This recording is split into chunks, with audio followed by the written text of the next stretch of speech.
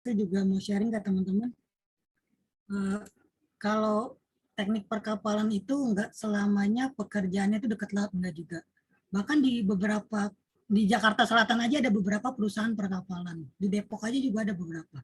Jadi karena sekarang memang industrinya arahnya industri 4.0, jadi nggak selamanya orang kapal harus di dekat laut, enggak juga. Ataupun sebaliknya, ada juga yang mungkin jurusannya matematika dan kimia dekat laut, ada juga. Jadi nanti tergantung teman-teman senangnya kemana gitu.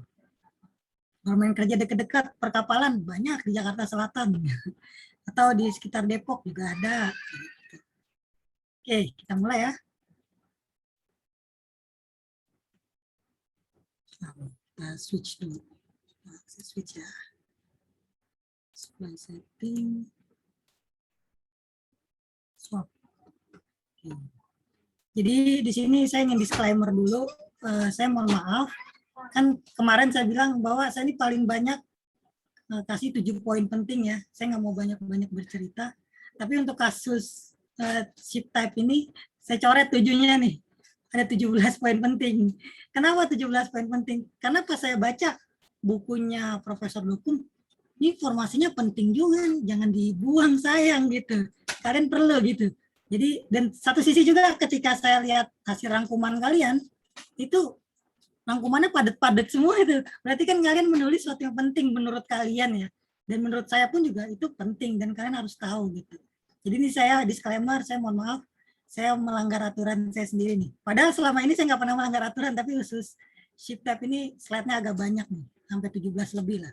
Tapi insya Allah nggak membosankan karena penuh dengan gambar lah, penuh dengan wawasan.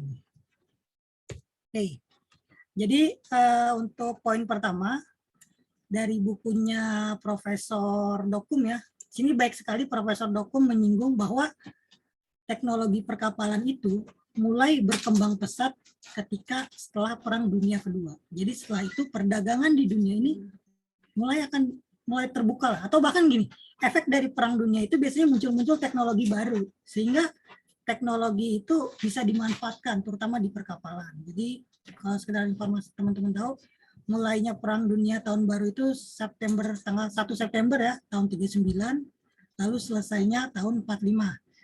Ada yang tahu selesainya gara-gara apa? Masih ingat Perang Dunia Kedua? Saya Pak, kenapa Pak? Dijatuhkannya bom ke Hiroshima dan Nagasaki Pak. Betul. Puncaknya Perang Dunia Kedua itu jatuhnya bom Hiroshima Nagasaki. Sebelum Hiroshima Nagasaki, kamu tahu nggak kapal induknya Jepang itu apa? Kapal tercanggih zamannya waktu itu. Yang di Iwo Jima bukan Pak? Iwo Jima yang bisa nyelam bukan? Seingat saya sih gitu Pak. Akagi Pak. Apa Akagi? Kapal induk yang bisa nyelam di lautan. Ya saya juga lupa namanya. Jadi intinya pada sebelum Amerika menjatuhkan bom nuklir, itu Jepang membuat satu terobosan baru di mana dia buat kapal induk yang bisa nyelam. Di mana tujuannya itu biar bisa bawa pesawat aircraft carrier tiba-tiba muncul pesawat dari bawah air gitu, sederhana gitu, bukan dari bawah sih, dari kapal naik dulu ntar pesawatnya diterbangin. Tapi singkat cerita proyek Jepang ini gagal yang artian kurang efisien lah, dan saat itu ya Amerika juga nggak mau repot, ya dibom aja lah Hiroshima Nagasaki biar selesai, sederhana seperti itu. Ya, kita nggak akan lama-lama cerita perang ya. Lalu di sini ada gambar, ini gambar kapal passenger atau kapal kargo zaman dulu, ini kapal passenger atau kayak kapal Titanic ini. Oke, selanjutnya poin 2. Jadi di sini saya rangkum dari bukunya Profesor Dokum ya. Jadi kalau kata Profesor Dokum, kapal itu ada 11 jenis. Nah, tapi ketika saya cek di bab-bab selanjutnya, kok lebih dari 11, banyaklah sekali. Jadi kayaknya perlu revisi deh. Dan segala informasi juga teman-teman, buku-buku yang teman-teman pegang itu sebenarnya edisi ke-6 ya. Kalau nggak salah edisi terbaru itu edisi ke-9. Gitu. Kalau mau teman-teman baca lagi, dia memang ada perubahan besar-besaran di bukunya sampai ke edisi 9. Jadi saya sebut aja ya. Yang pertama ada kapal kargo, lalu ada kapal refrigerated atau kapal pendingin, kapal bulk cargo, lalu kapal roro, ada kapal yang fungsinya untuk rekreasi, kapal ikan, kapal nanti sebenarnya ini bercabang lagi teman-teman, banyak. Lalu ada kapal support, Kalau ada kapal support berarti ada kapal tanker. Ya ada kapal tanker bener. Kapal assassin ada juga. Black Pearl. Ada salvage, kapal yang fungsinya untuk menenggelamkan. Lalu ada construction, jadi konstruksi laut. Lalu ada kapal perang ya, ada offshore. Dan ini saya kritik juga bukunya Profesor Dokum bahwa ternyata nggak 11, ada lebih dari itu. Oke, yang pertama, kapal kargo multipurpose. Jadi seperti yang minggu kemarin teman-teman, kalau kapal kargo itu ciri khasnya dia punya crane. Crane itu kalau ditulis dalam bahasa Inggris C-R-A-N-E, crane. Jadi crane semacam alat bantu. Jadi karena dia multipurpose, jadi dia itu bisa bawa kontainer, bisa bawa kargo, bisa bawa bulk, bisa bawa kayu, dan banyak. Jadi multifungsi lah kapal kargo ini. Jadi tampilannya seperti ini ya, yang saya ambil dari internet, yang lebih modern ya. Jadi kerennya ada dua. Di sini ada bahkan ada apa ya, forklift ya sepertinya. Oke, selanjutnya. Nah, di sini ada informasi penting juga teman-teman, di bukunya Profesor Dokum ini dia menyebut ada TIU. Jadi kalau teman-teman sering lewat tol Jakarta tuh, teman-teman pasti ngeliat kontainer nih, lalu ada tulisan TIU. Nah, mulai sekarang teman-teman udah tahu TIU apa. T itu singkatan ya teman-teman, 20 feet equivalent. Maksudnya apa 20 feet equivalent? Yaitu 20 feet panjang ini, si kontainer ini 20 feet. Jadi kalau ada kontainer 1 TEU, artinya 20 feet. Ada satu kontainer yang panjangnya 20 feet. Nah, ada yang lagi yang lebih panjang, namanya FEU. Itu setara dengan 40 feet, gitu ya teman-teman ya.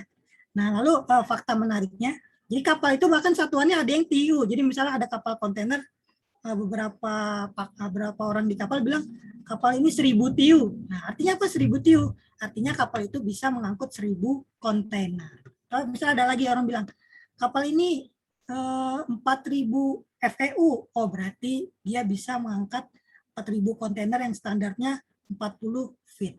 Gitu.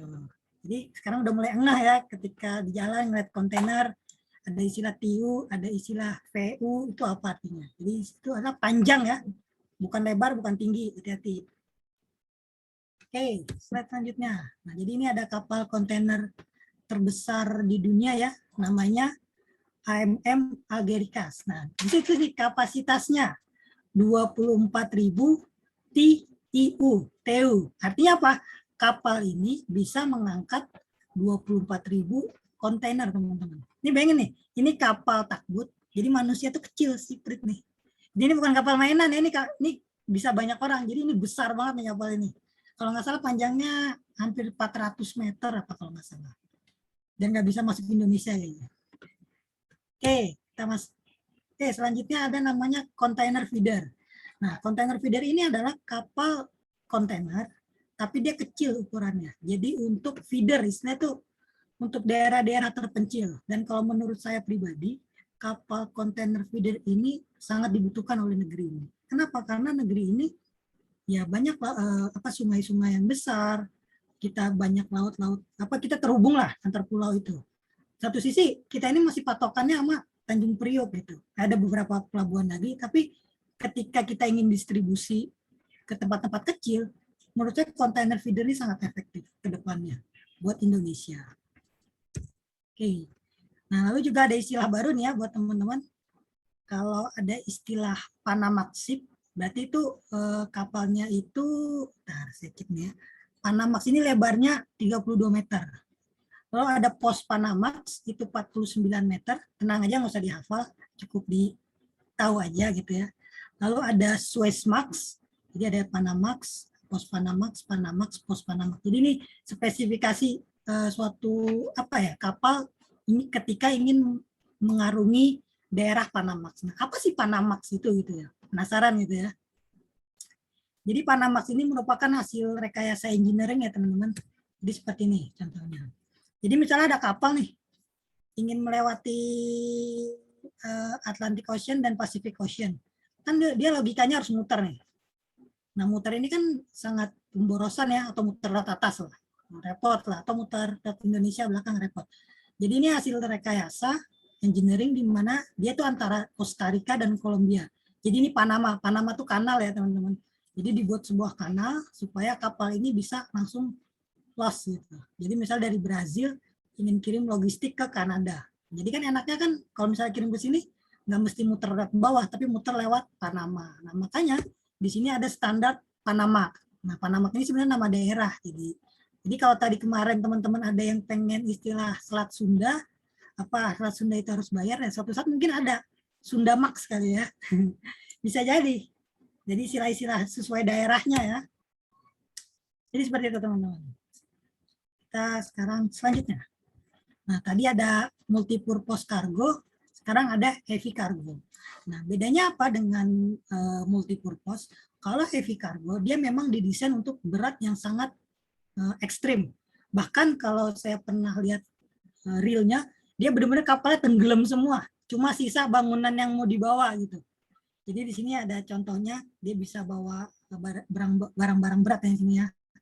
Lalu ada peralatan yang besar, ada drilling rig, jadi untuk pengeboran pengeboran minyak atau pengeboran gas, lalu multipurpose general cargo itu bawa kapal itu sendiri bahkan. Jadi misalnya serang kapal itu bahkan per part gitu, misalnya dibuat di Korea, partnya lagi dibuat, assembly-nya dibuat di Jepang, ntar disatuin. Nah part-partnya itu ntar dibawa oleh heavy cargo vessel ini. Ini untuk tampilan yang paling besarnya teman-teman. Jadi nanti ketika dia ini, jadi lihat nih dia kayak ada bridge-nya tinggi sekali ya. Jadi nanti bisa tenggelam sampai sini nih kalau memang berat sekali. Saking beratnya bawaan. Jadi ini bawa bangunan lepas pantai ya, bawa bagian offshore nih. Ini kecil sekali. Manusia nih bisa jutaan manusia di sini. Oke, jadi ini heavy cargo vessel ya. Oke, ini contohnya yang realnya. Mas, ketika kosong dia kayak apa krempeng sekali ya. Nah, selanjutnya ada refrigerated vessel. Nah, refrigerated vessel ini ciri khasnya dia warna putih, teman-teman. Dan kontainernya pun warna putih semua. Jadi artinya ketika semua kontainernya putih, itu artinya kapal itu kapal refrigerasi. Ada sistem pendinginnya. Lalu pertanyaannya bagaimana bisa dingin Pak kontainer? Nah, nanti kita bahas pada kuliah termodinamika. Jadi intinya kalian tahu dulu ada namanya kapal refrigerated. Yang fungsinya dia bawa misalnya bawa buah dari Australia kirim ke Indonesia. Jadi harus refrigerated vessel, bawa daging, bawa ikan, atau bawa kargo sekalipun. Dia kargo yang harus didinginkan lah ya. Bawa vaksin, kalau nggak bawa vaksin itu pakai refrigerated vessel kalau nggak salah. Saya pernah lihat ke kontainernya. Lalu ya pokoknya dia bawa yang dingin-dingin dan ciri khasnya dia warna putih. Ini contoh gambar lainnya ya teman-teman. Dan kontainernya itu dia ada komponen mesinnya nih. Nah komponen mesinnya nanti kita bahas di termodinamika nih. Kenapa begini, kenapa harus begitu gitu. Ini lebih detailnya. Saya ingin apa ya challenge, bukan challenge sih, nanya nih, yang bisa jawab dapat tambahan nilai nih. Nama benda di sini tahu nggak nih, si biru kecil ini? Nggak ada yang tahu ya. Oke, mulai sekarang ingat nih, biru kecil ini adalah kompresor teman-teman. Jadi gampang ya, sebenarnya di kepala. Kayak ini kompresor. Dan ini kondensor. Kalau AC istilahnya outdoor AC nih kan. Mirip-mirip ya outdoor AC di rumah kalian ya. Ini kompresor. Tapi nanti untuk detailnya kenapa bisa dingin kita bahas. Sayangnya nggak ada yang bisa jawab nih. Oke. Nah ini yang menarik. Ada namanya kapal LNG. Nah ini agak sedikit detail saya bahas teman-teman. Ntar karena ini penting. Karena Indonesia juga butuh. Jadi kalau ada istilah LNG teman-teman, itu kepanjangan ya. L-nya itu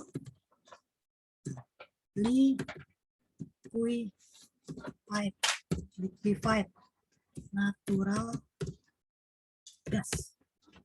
Jadi LNG itu kepanjangan liquefied natural gas. Dan mungkin teman-teman bingung ini kenapa sih ada jendolan-jendolan. Nah, jendolan ini nama ilmiahnya adalah kubah. Kubah si LNG ini. Lalu berpikir kritis lagi lah, ngapain buat jendol-jendolan seperti ini Pak? Nah jadi gini teman-teman, logika gini. Jadi anggaplah Pertamina berhasil ngebor natural gas di tengah laut. Jadi muncullah gas nih. dari bawah laut pakai pipa pastinya agar nggak mencemari laut. Nah, gas itu akan terus keluar. Nah, gas itu pada dasarnya sifatnya memenuhi ruangan. Jadi kalau kita bawa gas itu rugi banget. Jadi kayak misalnya ruangan ini nih, ruangan kalian, nah kamar kalian, itu kan dipenuhi oleh gas. Tapi kalau gas itu direkayasa atau didinginkan dengan sedingin-dinginnya, dia akan cair. Makanya namanya liquefied. Jadi gas itu, misalnya ruangan kalian nih, kalau ruangan kalian itu didinginkan sedingin-dinginnya sampai ada gas itu mencair, itu paling jadinya hanya nggak nyampe segelas ini. Artinya gas yang banyak itu, gas alam yang pengen kita pakai di Jawa ataupun di pulau-pulau lain itu dibuat volumenya sekecil mungkin supaya kapal ini bisa bawa banyak. Oke. Dan fenomena pendinginannya pun itu namanya cryogenic. Kan ada sampai istilahnya cryogenic engineer. Jadi cryogenic engineer ini tugasnya apa? Merekayasa si gasnya ini, si gas alamnya ini yang pengen kita gunakan supaya menjadi dingin. Cryogenic ini suhunya kalau nggak salah rekayasa minus 153 Celcius. Jadi gas itu baru bisa berubah jadi cair. Dan kenapa dom seperti ini? Karena sangat dingin di dalam dan sangat sensitif. Kan kapal itu ada efek ombak ya. Andai kan ini kotak kayak kontainer, itu akan menekan suatu titik. Dingin sekali menekan suatu titik, bisa jadi langsung korosif, langsung rusak gitu. Tapi kalau bulat itu sangat efisien. Jadi filosofinya seperti itu ya teman-teman ya, kapal LNG ini liquefied natural gas. Lalu selanjutnya ada LPG. Jadi LPG ini liquefied petroleum gas. Oke, tampilannya seperti ini. Saya bukakan lagi saja. Oke, kalau nggak salah di Tanjung Priok ada deh. Bukan kapalnya, jadi semacam stasiun-stasiun LNG seperti ini ada. Kalau nggak salah, saya pernah lihat. Oke, jadi ini tampak kapal LNG ya teman-teman. Nah ini LPG, liquefied petroleum gas. Dia lebih sederhana. Kalau ada CNG, nah kalau CNG ini berarti dia gasnya langsung dibawa, nggak direkayasa. Dan ini kurang terkenal lah, makanya kurang diminati. Lebih diminati ya LNG karena jumlahnya lebih banyak yang bisa dibawa ketimbang CNG, compressed natural gas. Oke, untuk crude oil, ini teman-teman udah tahu ya, ini kapal Pertamina Pride yang kemarin kita bahas, dia khusus membawa crude. Nah, kemarin kan juga ada istilah VLCC. Nah, VLCC itu apa, Pak? Jadi VLCC itu singkatan ya teman-teman. Jadi Very Large Crude Carrier. Di mana VLCC itu minimal panjangnya 330 meter. Dan kapasitas maksimalnya 300.000 DWT. Ada yang ingat DWT kepanjangannya apa? Deadweight tonnage, Pak.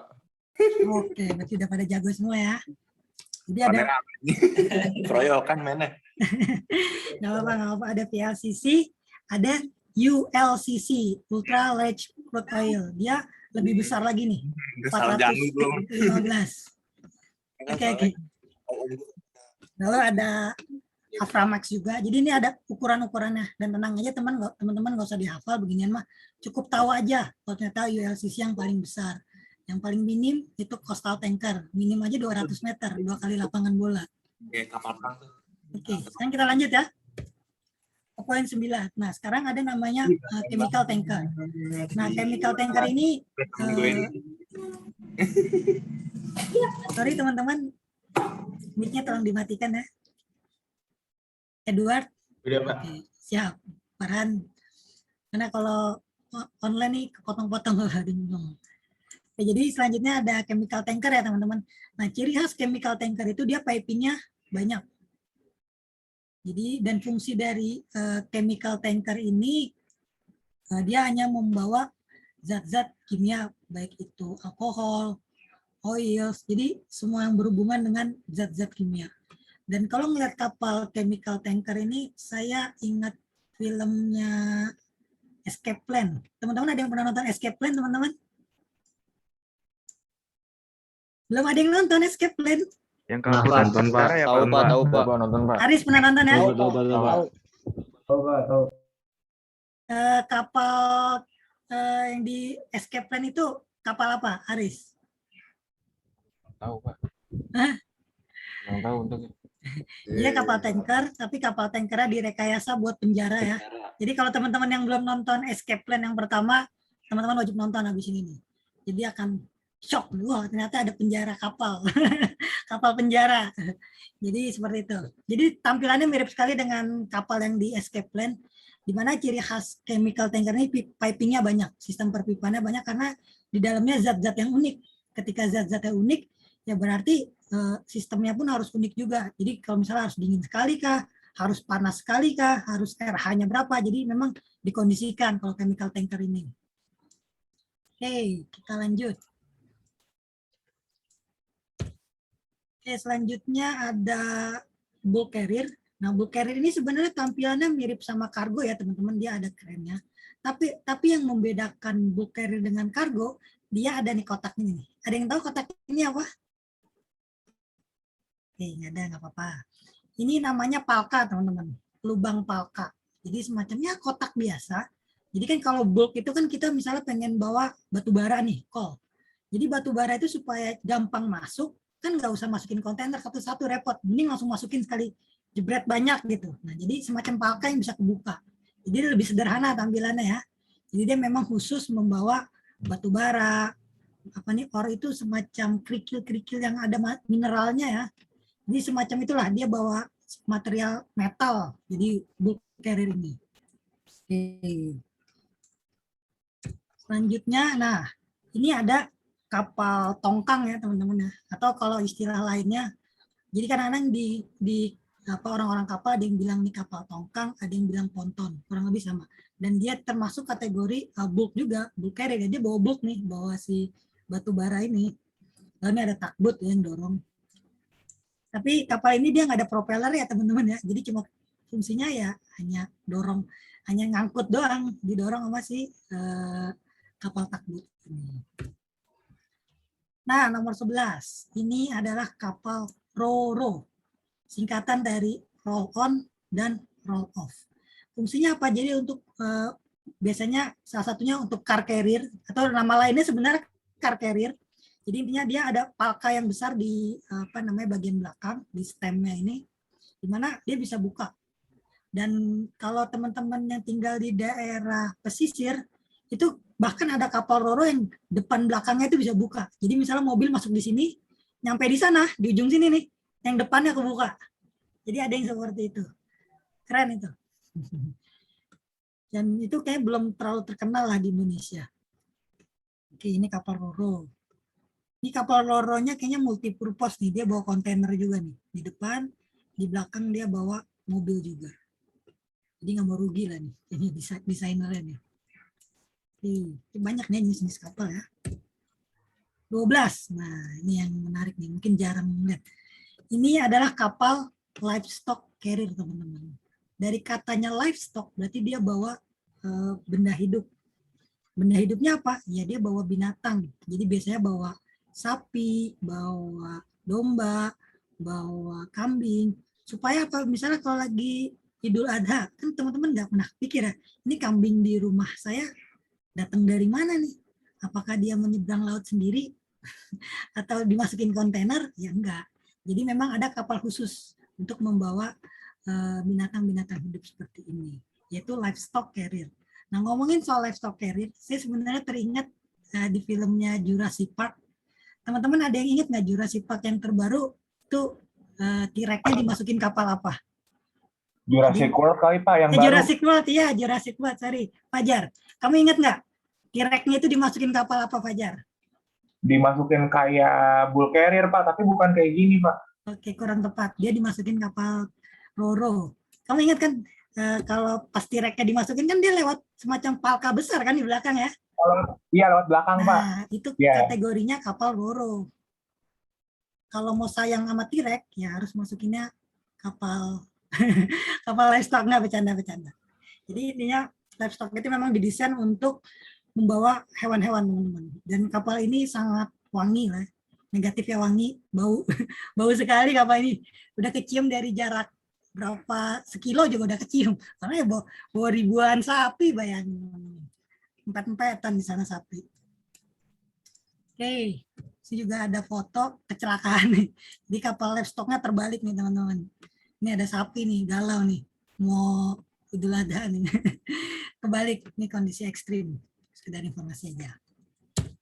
Oke, selanjutnya. Nah, ini kapalnya orang-orang kaya. Nggak mesti kaya sih ya. Kalau memang mau mendesain dan mau menjual ya bisa aja. Jadi ini kapal yah ya teman-teman. Nah, yah itu ada dua. Yah dengan layar, yah dengan motor. Nah, ini yah dengan layar. Jadi ini kapal yah. Lalu, nah ini yah yang dengan motor. Biasanya ini identik dengan kemewahan ya, tapi nggak mesti mewah sih ya. Apa namanya? Kalau memang mau bisnis ya bisa aja gitu. Jadi di sini, nah ini penampakan di dalam kapal yah ya, macam hotel ya. Dan nah ini belakangnya. Jadi kalau mau berenang bisa dua nih, mau nyemplung ke sini atau mau nyemplung ke sini nih yang ada hiunya, bebas. Dan saya sebenarnya secara pribadi belum pernah naik kapal yah dan pengen sekali.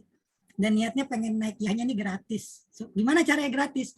Ya tujuannya untuk riset. Biasanya kalau ada riset, izinnya dapat, bisa tuh kita meriset, sekalian naik yah gitu. Enak ya? Lalu ya semoga di antara kalian nanti ya 10-20 tahun lagi ada yang punya kapal yah ya. Jadi misalnya ada yang ngajak mabar nih. Bro, mabar bro. Siap mabar. Ini gua Sherlock ya. Di Sherlock nih. Pas nyampe, di kapal ya nih mabar ya. Sabi lah ya. Jadi mudah-mudahan ada yang punya kapal ya. Jadi gampang junior-junior kalian bisa apa namanya, sebenarnya kapalnya ini potensial banget, baik secara riset, baik secara ekonomi juga. Kan banyak rakyat kita yang masih belum sadar tentang manfaat dari baik dari aspek ekonomi ataupun aspek keuntungan ekonomi ya buat negara juga, ataupun aspek dari ya buat ya jalan-jalan. Oke, ini ya kita bicara kemewahan nih. Oke, sekarang kapal ikan. Nah, sebenarnya untuk kapal ikan ini teman-teman jenisnya banyak. Di bukunya Profesor Dokum itu nggak lengkap kalau menurut saya. Dan di sini saya nggak bisa jelasin banyak karena kayaknya durasinya makin lama. Jadi intinya kapal ikan itu jenisnya banyak. Ada yang trawler. Kalau trawler tuh kalian bayanginnya kapal yang nangkep Nemo tuh. Nah yang kapal nangkep Nemo itu jenisnya trawler. Trawler itu maksudnya dia maksudnya menggerek jaring lalu jaringnya itu diangkat, trawler. Lalu ada first line kalau nggak salah, ada longliner, banyak deh jenisnya, saya juga kurang hafal. Bahkan kapal refrigerated pun juga masih bisa dikategorikan kapal ikan. Jadi kapal ikan ini menarik teman-teman. Satu sisi saya juga ingin cerita, negara kita ini masih sedikit yang punya kapal ikan ini yang teknologinya maju. Waktu itu saya pernah sedikit menyinggung, nelayan kita nangkap ikan di laut kita sendiri Indonesia. Dapatlah ikannya kelopak-kelopak, dipukul, mati ikannya, dijual ke kita. Itu kualitasnya jelek sekali teman-teman. Beda sama orang Jepang atau yang suka mencuri ikan di Indonesia, dia kapal ikannya bagus semua. Udah cara nangkapnya bagus, metode pengawetan pendinginannya pun udah yang paling advance. Artinya ketika dia nangkap ikan di sini, dia bawa ke Cina, dia bawa ke Jepang, dia bawa ke Thailand, itu kualitasnya masih jauh lebih bagus ketimbang nelayan tradisional kita yang nangkap. Dan itu saya melihat dengan mata kepala saya sendiri. Banyak nelayan kita memang teknologinya ketinggalan jauh sekali. Dan itu PR banget lah buat kita, buat ya terutama KKP lah ya yang bergerak di bidang situ. Jadi kalau teman-teman nanti ada yang kerja di KKP, ya dari sekarang pengen kerja di KKP, pedalamilah kapal ikan ini. Karena PR kita banyak. Bisa jadi kalau kapal ikan kita baik, negara kita pun juga bisa jadi lebih baik. Karena apa? Ikan yang kita makan, ikan yang anak-anak kalian nanti makan, itu kualitasnya kualitas tinggi. Bukan kualitas, kalau saya bilang kualitas KW lah sekarang yang ikan kita makan. Saya nggak akan terlalu banyak bahas kapal ikan. Selanjutnya ada kapal takbut. Nah, kalau kapal takbut ini, dia tuh role-nya support ya. Jadi fungsinya paling buat mendorong, terus buat jaga sekitar keamanan kalau misalnya ada kebakaran, jadi gitu. Jadi dia kapalnya gempal nih. Karena gempal dia kuat dorong kapal-kapal yang gede. Jadi kapal-kapal gede nih, misalnya kapal kontainer di belakangnya. Ketika dia ingin ke pelabuhan, dia nggak bisa jalan sendiri dengan ajaibnya, nggak bisa. Dia perlu support untuk mendorong si kapal besar ini, itu kapal takbut. Jadi kapal takbut ini minimalis lah kalau istilahnya. Imut-imut gimana gitu. Karena saya pernah naik kapal takbut ini. Nah nih, contoh kapal takbut sedang mendorong kapal kontainer ya. Oh, saya lupa tadi ngomonginnya ada beberapa informasi penting. Jadi saya pernah masuk ke kapal takbut ini, pernah inspeksi mesinnya juga. Jadi mesin di ruang mesinnya itu ya karena kapal sederhana ya, itu kotor sekali. Satu sisi ada dosen saya yang surveyor dulu S1, karena dia surveyor semua jenis kapal udah dimasukin, dia cerita dia pernah naik kapal ya, masuk ke ruang mesinnya, bayangin ruang mesinnya itu pakai karpet teman-teman. Kapal ya ruang mesinnya pakai karpet, dan si surveyor pun ketika naik kapal ya sama ownernya, tolong buka sepatu dong. Saking bersih dan saking kerennya kapalnya itu gitu tuh. Ruang mesinnya aja karpet. Tapi kalau di kapal takbut itu saya naik, ruang mesinnya ya oli. Jadi seperti itu teman-teman. Jadi tergantung penampilan juga ya. Oke, ini selanjutnya kapal mungkin teman-teman baru pertama kali lihat, ini adalah dragger ship. Jadi dragger ship ini fungsinya adalah untuk mengeruk pasir di dalam laut. Supaya apa? Jadi ketika dikeruk ini pasirnya itu akan dibuang. Dibuang supaya apa? Buat reklamasi biasanya, atau membuat suatu pulau baru. Jadi ketika membuat suatu pulau baru, ya kita harus menyewa atau membeli kapal dragger. Setahu saya Indonesia kita nyewa nih, belum punya kapal kita sendiri. Dan kalau teman-teman klik dragger ship di YouTube, ada kapal dragger ship yang bisa belah dua. Jadi misal kapalnya habis ngeruk nih, lalu pengen mindahin nih, jadi kapalnya kebelah dua, langsung jatuh semua. Jadi cukup amazed lah kalau yang baru pertama kali, kapal bisa kebelah dua dan nggak tenggelam lagi. Jadi itulah tugas naval arsitek mendesainnya ya untuk dragger ship. Kalau di bukunya Profesor Dok ini lumayan banyak jenisnya, saya kurang hafal karena saya nggak mendalami dragger ini. Mungkin nanti kalian ada yang mendalami ya. Nah terakhir nih, poin 17. Sini saya tutup dengan kapal yang penuh dengan kemewahan. Kapal cruise ya, Allure of the Seas. Jadi ini salah satu kapal paling mewah yang saya tahu. Dan di mana ya di sini apa istilahnya ya, penuh dengan kemewahan, satu sisi juga bisa meningkatkan keekonomian negara Indonesia. Waktu itu ada senior kalian idenya menarik sekali. Pak, gimana kalau kita Indonesia punya kapal pesiar, terus kapal pesiar ini muterin aja seluruh pulau dari Aceh sampai Papua, sehingga menghidupkan seluruh daerah-daerah di Indonesia. Menarik juga idenya ya. Jadi seperti itu. Jadi kita ini Indonesia belum punya kapal cruise dan nggak punya pelabuhannya. Seperti yang pernah saya ceritakan ya. Karena polemiknya banyak lah ya. Nah ini contoh kapal cruise dari tampak samping. Di sini kalian bisa ngopi, bisa mabar kali juga ya, bisa main gaple kali juga bisa. Oke, sini cruise di atasnya biasanya standar cruise berarti ada kolam renangnya. Oke, ini dalam kamarnya. Dan saya juga sebenarnya ada rencana juga ingin naik kapal cruise. Ya tadi melalui riset ya, lumayan gratis nanti. Masih planning, mudah-mudahan tercapai dan itu gratis lagi nanti ya. Dari Singapura ke Thailand. Mudah-mudahan ada mahasiswa yang bisa ikut nih naik cruise ini. Oke, mungkin itu untuk 17 poin penting ship tab, karena nanti ada selanjutnya poin kedua. Sebelum quiz, ada yang mau ditanyakan teman-teman? Saya ingin bertanya, Pak. Oke, Jessica, silahkan bertanya apa, Jessica? Selamat siang, Pak Fajri. Saya Jessica Ribuan, NRP 008. Tadi kan Bapak ada menyinggung kalau heavy cargo ship itu dia bisa yang kapalnya tenggelam, ada bagian yang tenggelamnya ya Pak ya, karena saking beratnya. Betul, heavy cargo. Gitu. Ya, itu bagaimana Pak? Apakah ada perhitungannya sendiri dan apakah ada kejadian heavy cargo ship tenggelam muatannya terlalu over? Terima kasih Pak Fajri. Oke, jadi heavy cargo ini setahu saya belum ada di Indonesia. Setahu saya ada di Korea sama di Jepang. Dan memang ini ada perhitungannya sendiri teman-teman. Dan sebenarnya ini saya juga kedepannya teknik perkapalan UPN itu saya memang kedepannya pengen semua mahasiswa itu nanti bisa ngerancang semuanya. Jadi kalau kita bicara ITS, UI, Unhas itu mereka pemikirannya masih kaku dalam artian desainnya hanya bisa satu kapal. Sebetulnya ITS itu hanya bisa desain satu kontainer dan diminta dosennya satu kontainer gitu. Padahal jenis-jenis kapal itu banyak dan mereka punya keunikan masing-masing gitu. Jadi kalau andaikan lulusan UPN ini bisa mendesain semuanya, tadi kayak misal Jessica, memang ada perhitungannya, ada, tapi saya sendiri belum pernah mengkaji sedalam itu ya.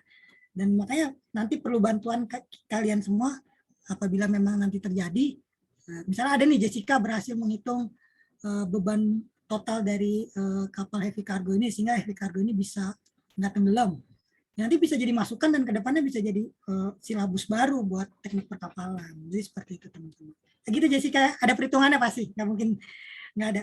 Nanti setelah ini Jessica coba search aja heavy cargo, itu memang benar-benar dia nyelam hampir tenggelam banget. Oh ya, fakta menarik juga teman-teman untuk heavy cargo.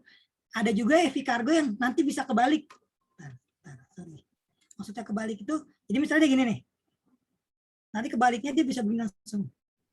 Set gitu. Itu supaya buat pengeboran. Ada heavy cargo yang seperti itu. Jadi cukup amazed lah. Oh, ya ada kapal kayak gitu ya. Dan perhitungannya memang kompleks. Dan itu belum, di Indonesia tuh kampus-kampus belum mikirin sampai ke situ lah. Masih kaku pemikirannya itu satu kapal. Oke, tadi kayak mau nanya banyak. Silahkan. Baik, terima kasih Pak Fajri. Nanti saya coaching. Ya. Dari yang atas dulu nih, Sugeri. Gimana, Iya, Pak. Sugeri? Saya Muhammad Sugene, NRP 005, mau nanya Pak. Ya.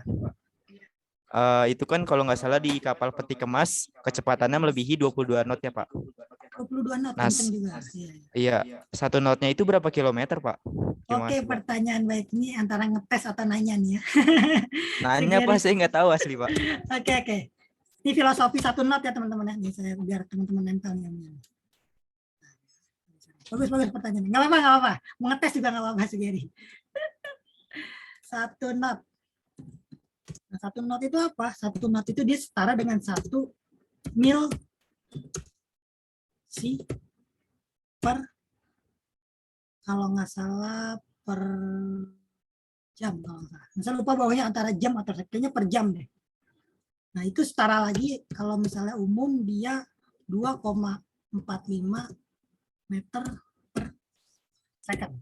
Jadi seperti itu, Sugeri. 1 knot itu. Jadi dia kan gini. Kenapa dibuat 1 knot? Jadi kan saya cerita bahwa seluruh induk perkapal itu semua di Inggris. Nah kan Inggris itu kan dia istilahnya beda-beda. Dia kalau nggak pakai istilah internasional, dia pakai istilah feet, pakai istilah mile, pakai istilah yang nggak biasa lah. Nah mile ini kan salah satu filosofinya dari Inggris. Jadi 1 knot itu filosofinya dari kapal-kapal Inggris. Nah, kita cross check nih ya, 2,45 meter per second kan nih. Saya takut salah nih. Udah lama juga nih. 1 knot setara berapa? Oh, saya salah kan? 1,85. Sorry teman-teman. 1 knot itu ini kilometer per hour ya. Coba kita meter per second. Oh, saya salah juga. 0,5144. Sorry. Saya kebanyakan yang dihafal nih. Seperti itu, Sugeri. Baik, Ya, Pak. Terima kasih. ada yang Pak. ada yang mau bertanya lagi? Pak, mau tanya Pak. Adriel dulu kali ini. Iya, silakan. Saya Adriel dengan RNRP 053 izin bertanya Pak. Ya. Kenapa cattle ship itu khusus hewan? Apa yang buat dia spesial Pak? Biar bisa dia cuma muat hewan doang gitu. Oke, jadi gini teman-teman. Kenapa khusus hewan aja? Kenapa nggak campur gitu ya Adriel ya? Iya Pak. Kenapa nggak kayak kapal lain? Oke, kenapa nggak pakai heavy cargo? Jadi gini, tadi faktor utama yang saya bilang dia khusus karena dia bau itu Adriel. Khawatir kalau misalnya dicampur sama kapal kargo, lingkungan dari si binatang itu mempengaruhi logistik yang lain. Jadi memang livestock carrier-nya harus khusus, nggak boleh dia beda, nggak boleh dia bareng lah, karena baunya itu. Kurang lebih seperti itu Adriel ya. Mempengaruhi logistik, maksudnya mempengaruhi spare part, mempengaruhi bagian-bagiannya gitu Pak. Bukan bagian kalau jadi misalnya kalian bawa kontainer, isinya sebut aja isinya isinya jeruk. Nah jeruk ini kan sebenarnya ketutup ya, tapi kan ada saatnya pasti dibuka, yakin. Ketika dibuka, semua bau-bau dari binatang itu akan masuk ke jeruk itu. Nyengat banget kan, maka dari itu untuk meminimalisir, ya livestock carrier dia harus sendiri, nggak boleh dia digabung. Dan setahu saya memang aturannya livestock carrier itu nggak boleh digabung. Mungkin gini, Adriel, suatu saat kalau kamu naik kapal livestock carrier, pasti kamu ngerasain betapa wanginya livestock carrier ini. Siap. Selanjutnya, Fajar. Iya Pak, saya mau tanya Fajar NRP 009. Itu kalau kapal cruise Pak, kapal pesiar, itu kan bodi kapalnya besar ya Pak. Nah, apakah itu kan pasti mempengaruhi sama si kecepatan kapalnya nih Pak. Dari bawahnya kan ada gempal kan ya kapalnya. Berarti itu dia tidak mengutamakan kecepatan dong Pak, si kapal cruise ini Pak. Oke. Mungkin sebelum saya jawab, semoga Fajar bisa naik kapal cruise ya. Amin. Sebelum lulus ya. Jadi gini, tujuan dari cruise kan jalan-jalan Fajar. Jalan-jalan santai. Kalau jalan-jalan santai nggak usah ngebut-ngebut dong. Memang sengaja dibuat gempal gitu Fajar. Kalau jalan-jalan yang ingin keren-kerenan, yang kenceng-kencengan ya berarti kapal ya. Karena memang kapal ya ini ramping, memang tujuannya memang buat keren-kerenan dan memang buat kencang gitu. Kalau cruise itu memang buat santai, relax gitu. Dan memang sengaja dibuat gempal. Dibuat mall lah. Kurang lebih seperti itu, Fajar, oke? Selanjutnya nih, Fahri. Oke, makasih Pak. Ya. Oke, Fahri gimana? Iya Pak, saya Fahri Anandika, NRP 026 Pak. Saya mau nanya Pak, Ya. kan kapal Roro itu sistemnya pakai ramdor ya Pak? Ramdor, benar tuh kamu tahu ramdor, keren sekali. Iya Pak. Nah itu tuh butuh dermaga khusus, apa bisa di dermaga kayak yang di Tanjung Priuk gitu-gitu Pak? Oke, jawabannya nggak perlu dermaga khusus, di mana aja dia bisa. Di Tanjung Priok, rumah kamu di Tanjung Priok bukan Fahri? Enggak Pak, saya di Rawamangun Pak. Rawamangun, berarti nggak pernah lihat kapal Roro ya. Jadi kalau teman-teman yang di Tanjung Priok pasti sering lihat kapal Roro. Jadi Roro ini nggak perlu pelabuhan spesial, intinya ada ya semacam beton seperti ini, ya dia bisa buka ramdornya ini. Oke, selanjutnya Aris. Makasih Pak. Ya. Iya Pak, saya Aris Muhammad Nasir, Oke. NRP-nya 057. Oke. Saya mau nanya Pak, Ya. Bapak tahu harpoon ship-nya Jepang nggak Pak? Apa? Harpoon? Harpoon ship. Kapal ikan dia? Iya kapal ikan tadinya, tapi sekarang tuh kayak dia tuh ngeburu paus. Bapak tahu nggak Pak? Oh, pernah dengar, mungkin kayak kamu lebih tahu nih. Menurut kamu gimana Aris? Informasinya kamu sharing ke teman-teman nih semua nih. Harpoon ship. Ya, waktu itu kan saya pernah nonton kayak dokumentasi gitu Pak. Oke. Jadi Jepang itu ngeburu paus di Antartika, katanya sih buat research gitu. Tapi saya kurang paham juga. Oke. Nah, ada orang-orang yang mau nyetopin mereka lah segala macam. Nah, yang mau saya tanya itu jenis kapal mereka tuh kapal apa ya Pak? Maksudnya tuh beda-beda gitu. Kategorinya ya? Iya. Sebenarnya saya nggak tahu, saya juga belum melihat ya pernah kapal. Biasanya kalau kapal-kapal yang khusus, tugas-tugas khusus kayak gitu, dia jenisnya supply vessel Aris. Nah, supply vessel nanti kita bahas di part kedua tuh. Jadi supply vessel tuh memang didesain unik banget lah. Biasanya seperti itu ya Aris ya. Saya juga belum, ntar saya cek deh. Ntar kalau saya tahu, saya kasih tahu di grup nanti. Oke, selanjutnya. Terima kasih Pak. Next kali nih yang mau nanya nih. Audi dulu deh. Iya Pak, izin bertanya. Saya Audi Razif Santoso, NRP 029. Balik ke kapal pesiar atau kapal cruise itu, kalau saya kita ngedesain tuh, kita sampai ngedesain benar-benar kayak sampai kolam renangnya, terus nanti mereka makan di mana gitu-gitu. Kayak hotel-hotelnya itu kita ngedesain sampai situ, atau kita buat gimana kasarnya aja gitu, misalnya kapalnya aja gitu. Oke. Jadi gini Audi, jadi kayaknya Audi ini pengen desain kapal pesiar, udah nggak sabar nih, tangannya gatel kayaknya nih. Jadi gini Audi, naval arsitek itu dia mendesain semuanya sampai perintil-perintilan terkecilnya. Tapi nggak kerja sendiri Audi, tenang. Naval arsitek tuh kerjanya tim. Jadi misalnya Audi kedapat konstruksi, ya ngerjain semua konstruksinya aja.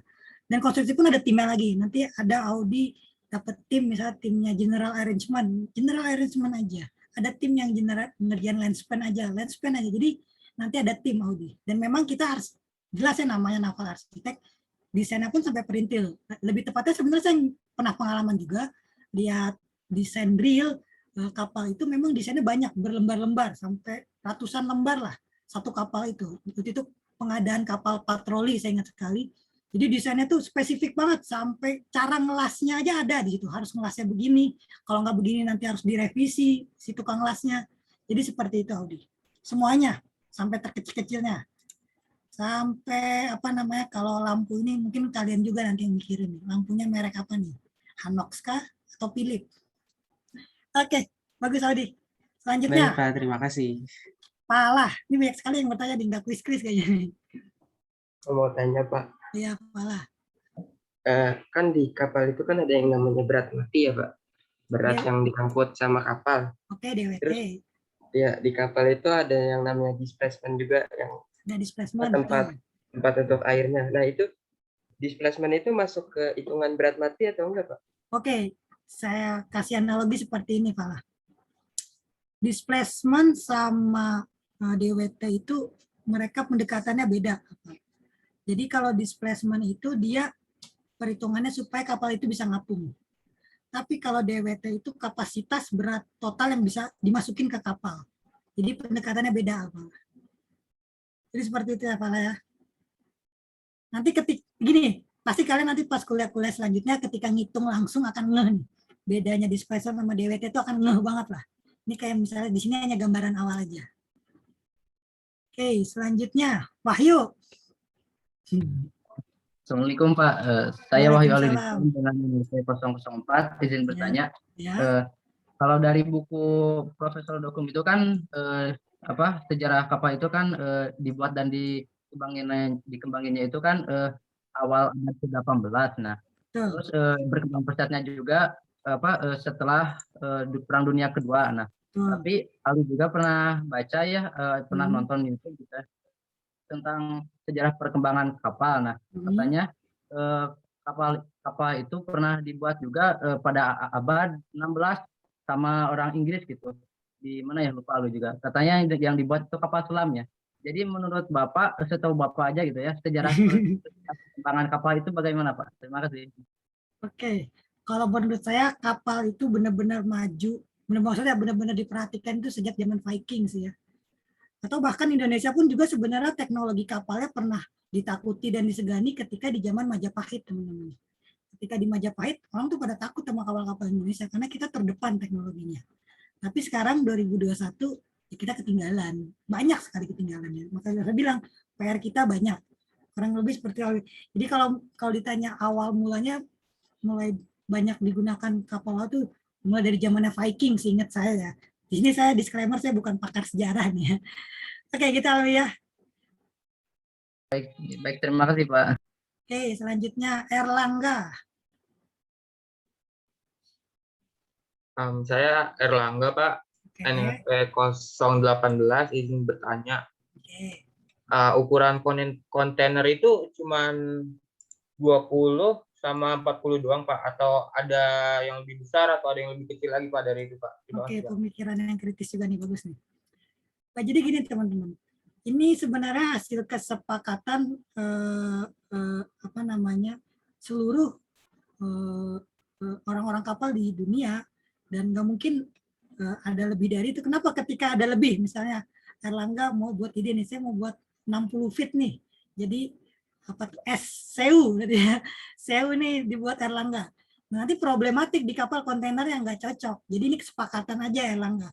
Jadi supaya kita mau kita di negara manapun semua sama TIU atau VIU gitu. Setahu saya nggak pernah ada yang lebih besar ataupun yang lebih kecil. Kalaupun ada yang lebih kecil, setahu saya itu dimasukin ke dalam si TIU ini. Jadi saya tahu ada kapal kontainer yang kecil-kecil. Nah, jadi kalau ketika masuk kapal dia dimasukin ke yang lebih besar ini. Kurang lebih seperti itu Erlangga. Terima kasih, Pak. Oke, jadi kesepakatan aja ya. Tapi kalau kamu jadi ketua AIMO, bisa aja kamu berubah tadi. CU ya. 60 equivalent unit, boleh aja. Oke, selanjutnya Hanifah. Maaf izin bertanya, Pak. Saya Hanifah dengan NFP 03. Saya ingin bertanya, kan kapal itu punya fungsi dan kegunaannya masing-masing kan ya Pak?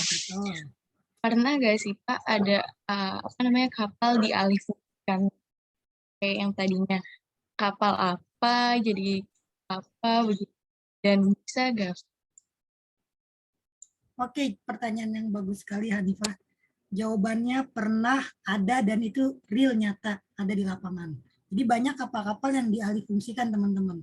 Jadi misalnya kayak kapal kontainer nih, dan saya pernah lihat langsung. Jadi misalnya kapal kontainer ini ternyata ketika dioperasikan itu keuntungannya kurang. Dan Hanifah mikirnya bagus nih, dia kalau kurang berarti kan rugi dong. Nah, sehingga dialihfungsikan si kontainer ini dirombak dikit aja desainnya supaya jadi biasanya ya kalau sepengalaman saya ketika kontainer ini nggak laku, dia dirombak jadi bulk carrier teman-teman. Jadi ini biasanya. Jadi nanti banyak sih kapal-kapal yang dikonversi. Tapi konversi ini kadang perhitungannya gini, kalau terlalu rugi, konversi ini mending beli baru. Pengalaman saya seperti itu. Memang ada yang dikonversi, ada juga yang beli baru. Seperti itu, Hanifah. Bagus-bagus pertanyaannya. Visioner sekali nih. Selanjutnya, Farhan. Ya Pak, saya Farhan NRP 023. Agak out of the topic Pak, cuman kan kemarin kita bahas KRI Golok ya Pak. Dan oh ya. Ya, dan saya research sedikit, ternyata rudder stop itu kemampuan putarannya itu cuma 35 derajat kanan kiri, jadi 70 derajat total.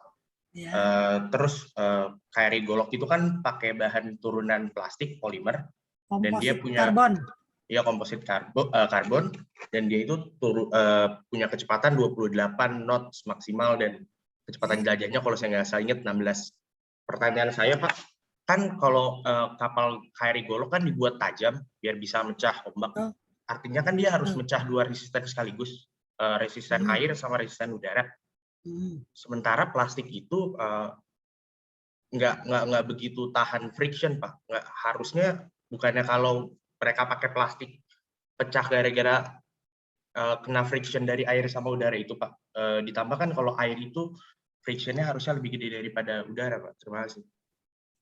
Jadi pertanyaannya sangat dalam sekali di Farhan nih. Hebat-hebat nih udah melakukan riset. Mungkin kalau bisa saya jawab di minggu ke depan ya. Karena minggu depan ada kapal perangnya Farhan. Jadi untuk sekarang nggak akan saya jawab nih. Karena minggu depan kita akan bahas kapal perang. Jadi untuk masalah perang-perang untuk Farhan ini kita tunda dulu nih. Ya Pak. Oke, selanjutnya Naufal. Ya Pak, tadi kan saya Muhammad Noval Zaki, NRP 022, izin bertanya Pak. Tadi Bapak bilang kan yang refrigerated vessel itu kan dia ciri khasnya warnanya putih ya Pak. Nah itu warnanya itu mempengaruhi fungsinya apa gimana ya Pak? Apakah kapal itu tuh punya sistem pendinginnya sendiri gitu Pak, selain dari kontainernya juga gitu Pak? Terima kasih Pak. Terima kasih, bagus sekali pertanyaannya. Refrigerated vessel. Ada dua kayak pertanyaannya kenapa putih. Kayaknya putih ini masalah kesepakatan aja. Jadi aturan dari IMO kayaknya memang harus putih. Lalu apakah di dalam kapal sendiri ada sistem pendinginnya? Ada. Jadi dia pendinginannya khusus. Dan memang ada alatnya. Nanti kita bahas di termodinamika gitu. Novel ya? Iya Pak. Sip. Siap. Terima kasih Pak. Ya. Riko. Gimana Riko? Saya Pak.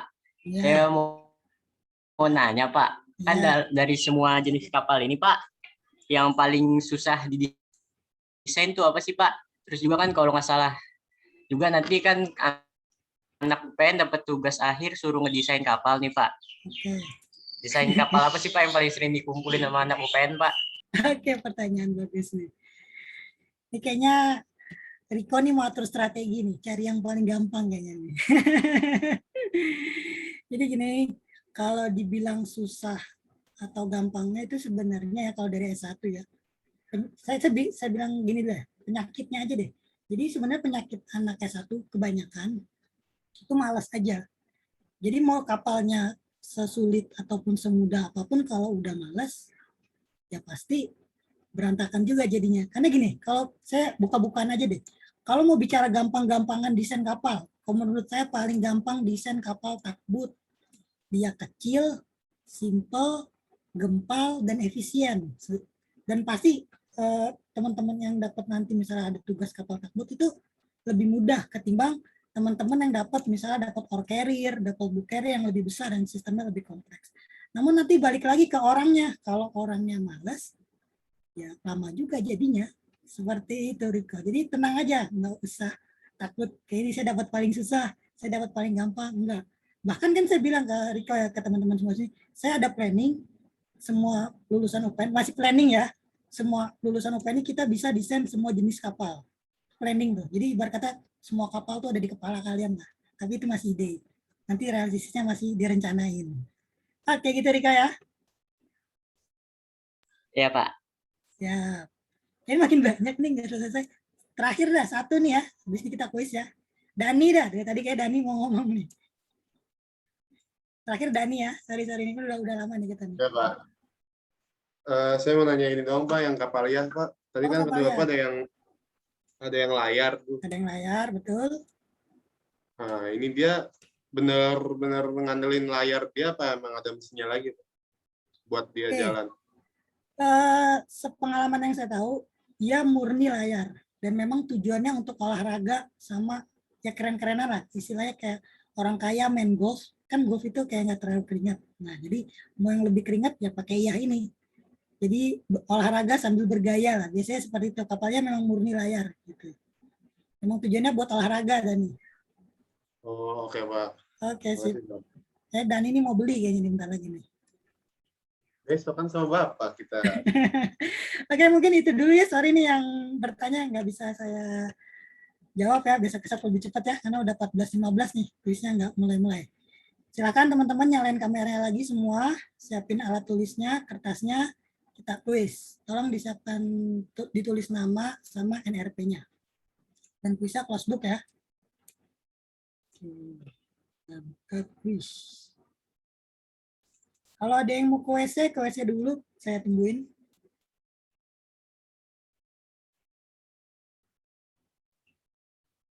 Sembari buka PPT deh tadi. Ubaisi kayaknya mau nanya nih. Ubaisi mau nanya apa Ubaisi? Saya nama saya Muhammad Ubaisi Albara, NRP 052. Saya mau nanya Pak, saya kan aduh maaf berisik Pak, ada suara mesin. Enggak apa-apa. Saya mau nanya, saya pernah lihat jadi kayak ada orang kerja di kapal pesiar gitu kan. Jadi dia suka nge-review gitu. Terus disuruh sama orang coba review bagian mesinnya. Terus kata dia nggak boleh. Itu kenapa ya Pak? Kok nggak boleh direkam bagian dalam mesin kapalnya? Oke. Memang aturannya ketat ya teman-teman. Kapal-kapal, biasanya kapal-kapal mewah itu aturannya ketat. Jangankan kapal ya, kita ke rumah sakit aja nggak boleh ngerekam rumah sakit ya. Jadi itu memang aturan regulasi tergantung negaranya. Setahu saya ya, kalau kapal-kapal umum, kapal tugboat, kapal tanker itu boleh direkam. Saya pun pernah ngerekam. Tapi memang kalau memang aturan kapal pesiar nggak boleh direkam ya mungkin nggak boleh gitu. Atau bisa juga faktor safety, Ubaisi. Jadi kan kamera itu kan mungkin ngelepas flash. Nah flash itu takutnya memicu api, takutnya seperti itu kan. Kalau kapal pesiar kebakaran ruang mesinnya rugi miliaran. Misalnya kamu cekrek dur, waduh repot, masalahnya kemana-mana. Jadi kayak faktor safety sih kalau menurut saya, apalagi kapal-kapal mewah begitu. Kayak gitu ya Ubaisi ya. Makasih Pak. Oke semua, jadi kita quiz ya. Harus sebentar. Di sini saya pakai 2 monitor nih kalau di rumah nih, enak nih. Bisa kelihatan semuanya langsung di sebelah monitor. Nah, saya buka. Ini muka kalian kelihatan semua nih. Oke. Yang belum nyala kameranya ada banyak nih. Jadi yang kameranya mati dan belum konfirmasi nanti kena punishment ya, itu pengurangan 20%. Tapi kalau misalnya ada kendala teknis, tadi kan ada yang bilang itu nanti nggak kena punishment-nya. Oke, untuk kuis M3 Cipta. Saya bacakan aturannya nih. Jadi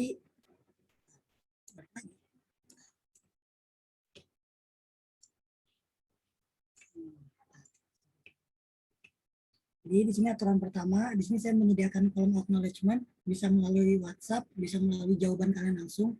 Jadi kalau kalian merasa kesusahan, kalian bisa bilang nanti langsung dipatok nilai BMIN. Satu sisi ini juga berlaku untuk UTS, UTS aja, UTS sama tugas-tugas lainnya. Lalu aturan kedua, kalau ada yang mencurigakan atau ada anomali, saya nggak tanggung-tanggung, langsung saya nolkan. Aturan ketiga, tidak boleh kamar mandi. 4 ini kuliah offline ya, masalah alat tulis, nggak boleh minum alat tulis. Yang kelima ini tulis. 6 itu, jadi nggak ada kuis susulan bagi yang berhalangan. Kuis bersifat closed book, jadi teman-teman nggak boleh buka buku. Lalu tadi yang 8 ya, kalau kameranya mati atau mati nyala dan konfirmasi, ada pengurangan nilai kuis, yaitu sebesar 20%. Oke, sudah siap ya? Seperti biasa ada 2 sesi, ada 3 ya. Sesi pertama yang berhubungan dengan hafalan, sesi kedua itu critical thinking, yaitu memicu kalian berpikir kritis. Kuis dimulai dari sekarang.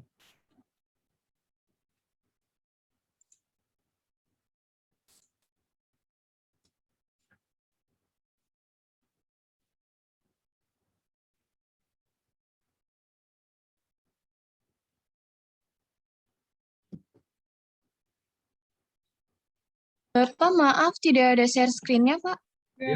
Share screen-nya nggak Oh, nggak muncul. ada, Pak. Oh, nggak muncul. Pak, nggak muncul, Pak. Saya pikir saya error, Pak. Ada yang keluar. Ya, maksudnya tadi kayak udah kelihatan? Apa enggak? Nggak kelihatan? Masih loading, Masih Pak. loading, Pak. Masih loading, Pak. Nah, udah, Pak. Ya, terima kasih, Pak. Kuisnya kuis kosong berarti ini ya.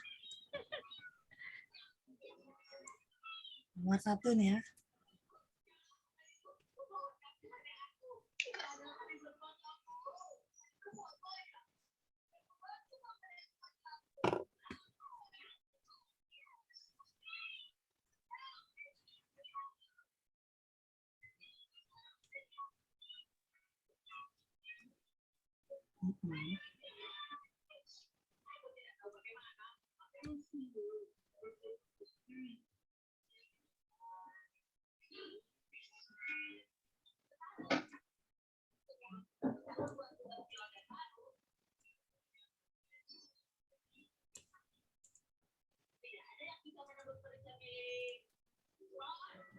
Nomor 2.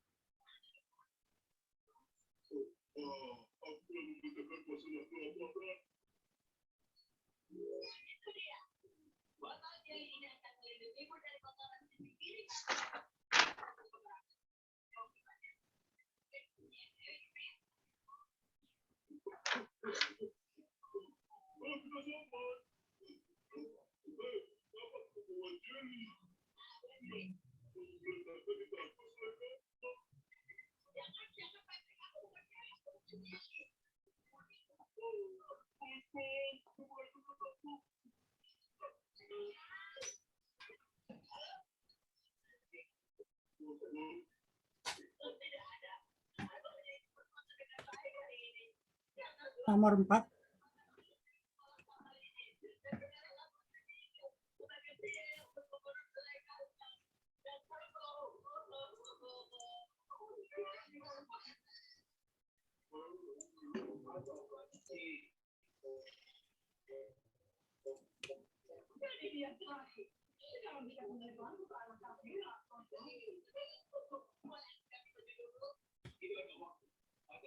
Mohon sebentar, maaf ada gangguan teknis sebentar. Sorry. Muka kalian kok pada hilang semua ya? Maaf ya. Bentar ya. Stop share dulu. Bentar. Sorry. Saya share lagi.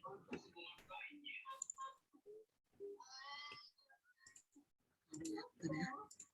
Sorry. Hilang ya. Udah nggak apa deh. Kita lanjutin aja tetap.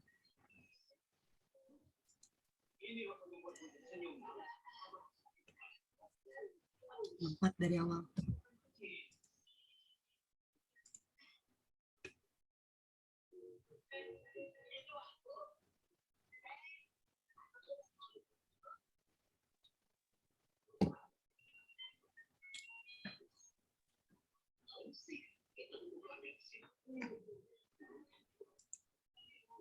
Nomor 5.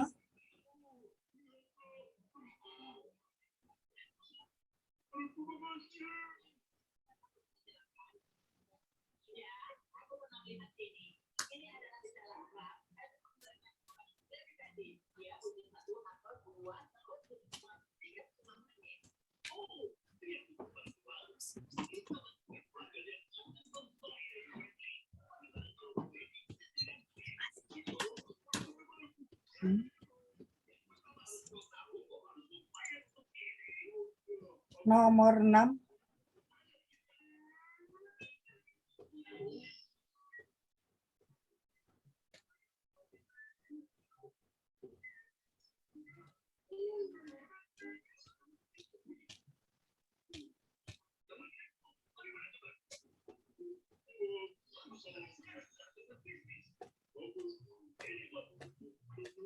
Kayaknya ada yang lagi nonton SpongeBob nih.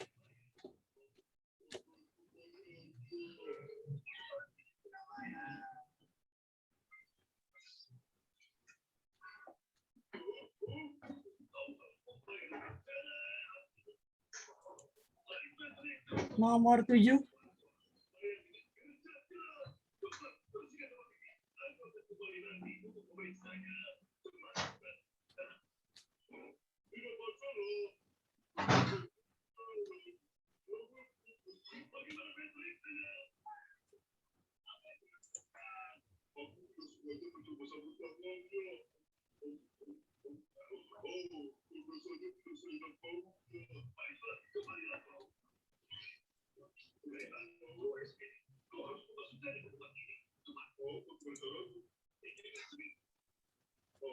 Nomor 8.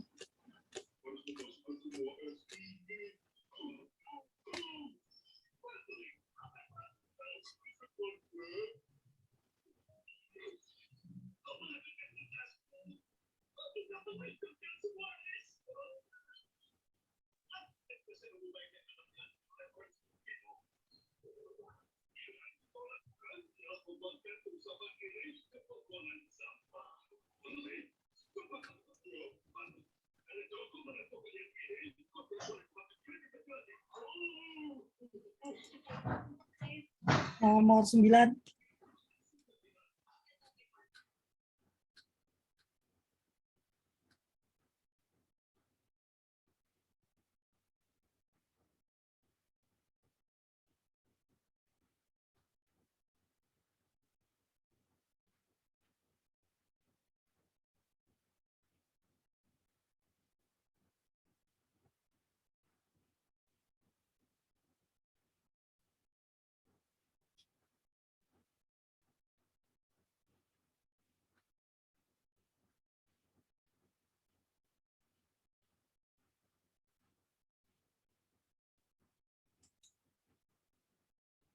Nomor 10.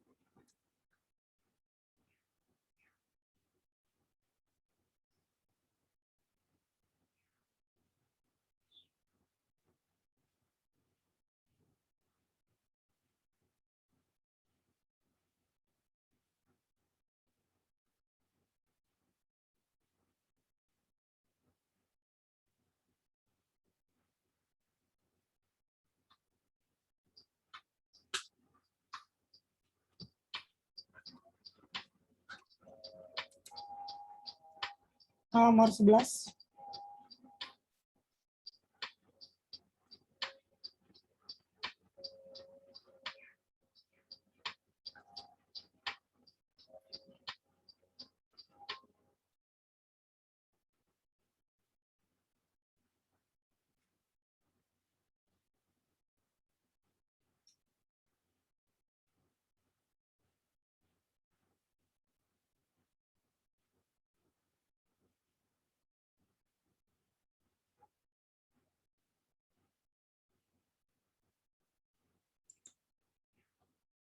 Nomor 12.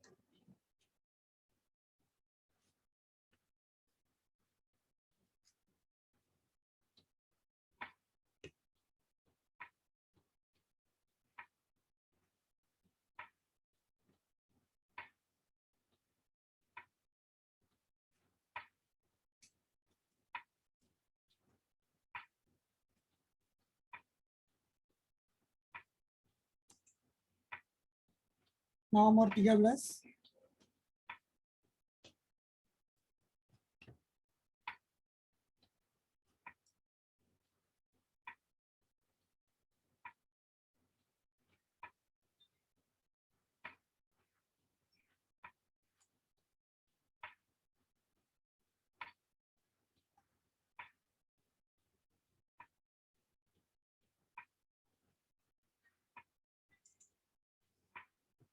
Nomor 14.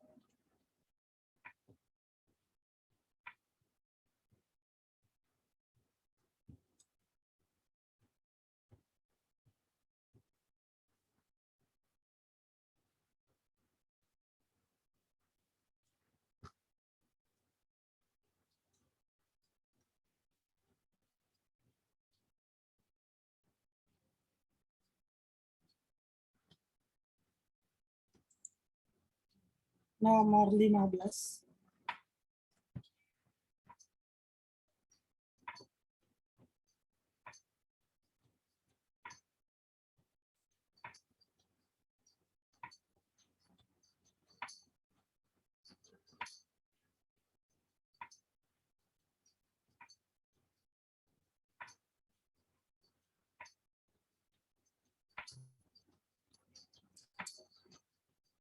Nomor 16.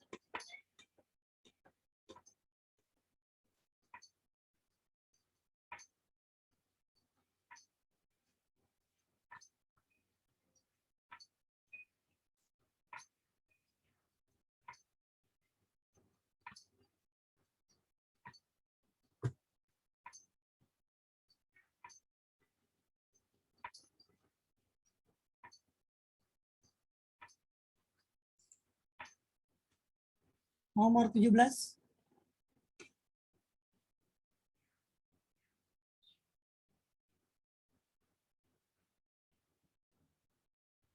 Aduh, ini kalau salah keterlaluan.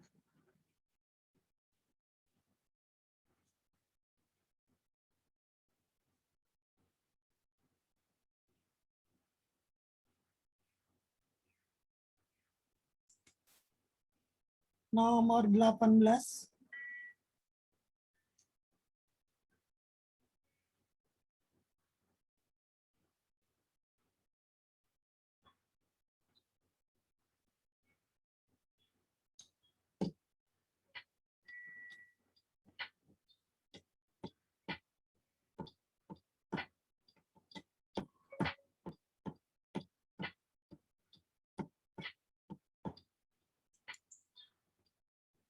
Nomor 19.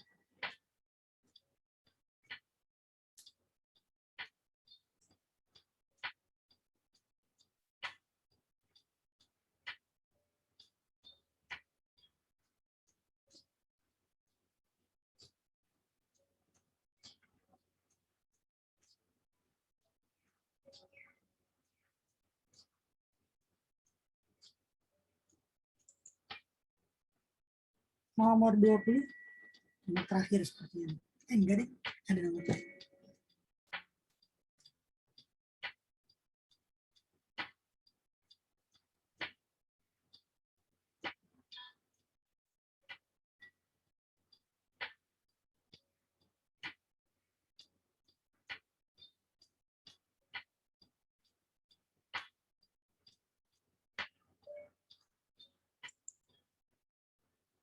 Nomor 21.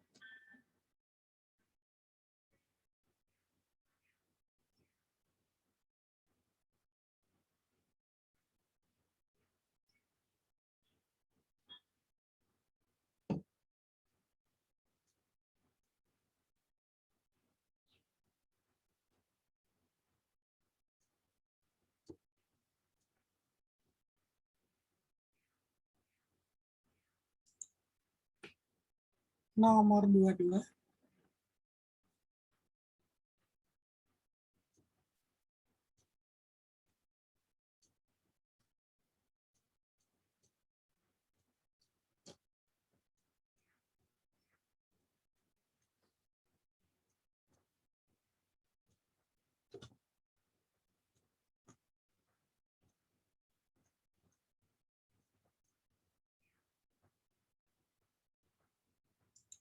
Oke, kita masuk ke critical thinking quiz. Nomor 1. Jadi ini nggak ada jawaban benar atau salah. Jadi di sini supaya kalian berpikir kritis saja.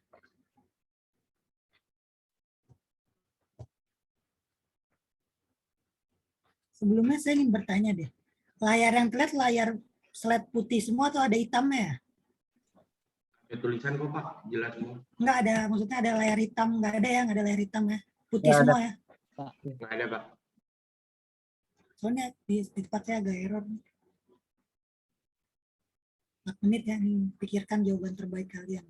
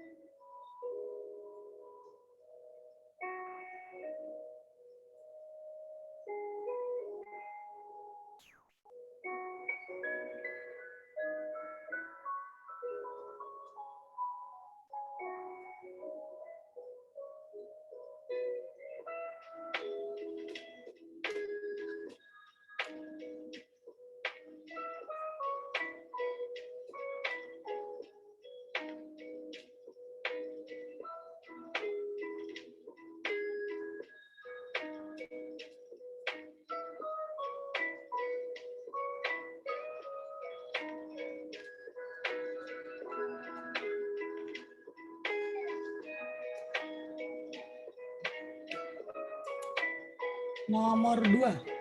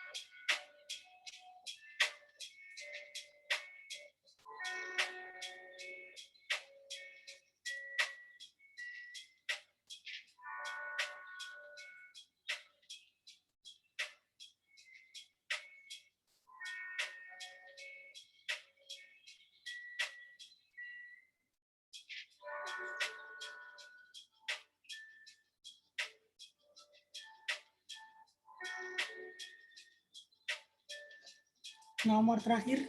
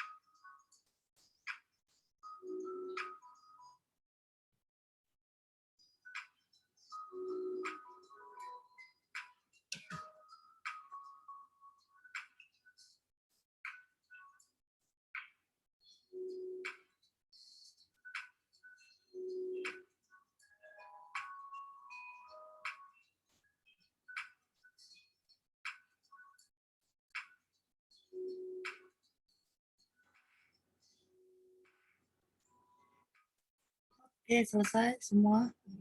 Dihentikan ya pengerjaannya. Kalau di master set nih harus angkat tangan nih. Tapi di sini nggak usah. Jadi jangan lupa nanti kita koreksi, yang salah nanti disalahkan, yang benar ya benarkan. Jangan coba curang lah. Kalau curang terketahuan nilainya saya nolin. Oke, kita bahas ya teman-teman dari nomor 1. Tapi sebentar nih, masih ada kendala teknis nih. Kenapa muka kalian nggak muncul ya? Muka saya muncul nggak di tempat kalian? Muncul, Pak. Muncul, Pak. Muncul, Pak. Muncul ya? Muncul, Pak. Koreksi Bapak kayaknya, Pak. Kayaknya masalah di saya. Bentar, saya cek dulu ya. Saya coba keluarkan dulu. Sebentar, sorry. Saya stop share dulu. Coba. Stop share. Ini muncul nih muka kalian nih. Tapi pas screen share nggak muncul nih. Screen share lagi. Screen satu. Nah, nggak muncul.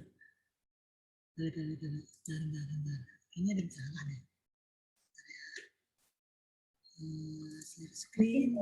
Live dulu, terus join lagi kali ya Pak ya? Nah, keluar dulu gitu ya? Iya Pak, seperti itu. Nggak usah deh, bener lama lagi. Oke, nggak apa-apa, muka saya nggak apa-apa nggak muncul di tempat saya. Kan yang penting kalian bisa ngeliat ya. Bisa, Pak. Oke. Nggak apa-apa nih, tempat saya nggak muncul. Kita bahas aja nih. Untuk nomor 1, ada yang tahu jawabannya? Jawabannya multipurpose ya. Jadi ini sesuai bukunya Profesor Dokum ya. Jadi ini kapal multipurpose. Kalau yang salah, tandain salah ya. Kelihatan ya screen share saya? Apa nggak kelihatan? Pak. Kelihatan ya? Kelihatan, Pak. Sorry nih, Kelihatan, tenang, Pak. ada kesalahan teknis nih. Nomor 2, kapal ini kapal passenger. Ini kapal Titanic. Titanic mah namanya ya. Nah, yang nomor 3 ini ibarat kata persiapan buat minggu depan lah. Jadi sebenarnya belum saya ajarin, tapi saya keluarin dulu nih. Ada yang tahu kapal ini namanya apa? Aircraft carrier, Pak. Carrier, Pak. Pada pinter-pinter banget ya.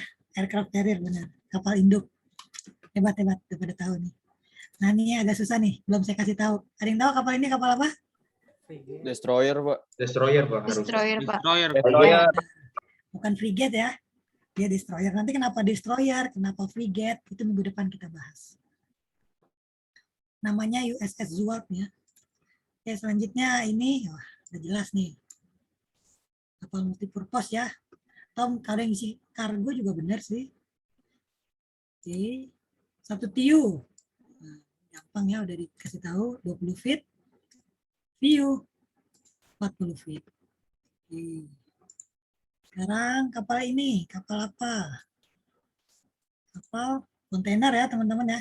Hati-hati terjebak sama refrigerated karena ini ada warna-warni nih, ada warna merah, ada warna biru.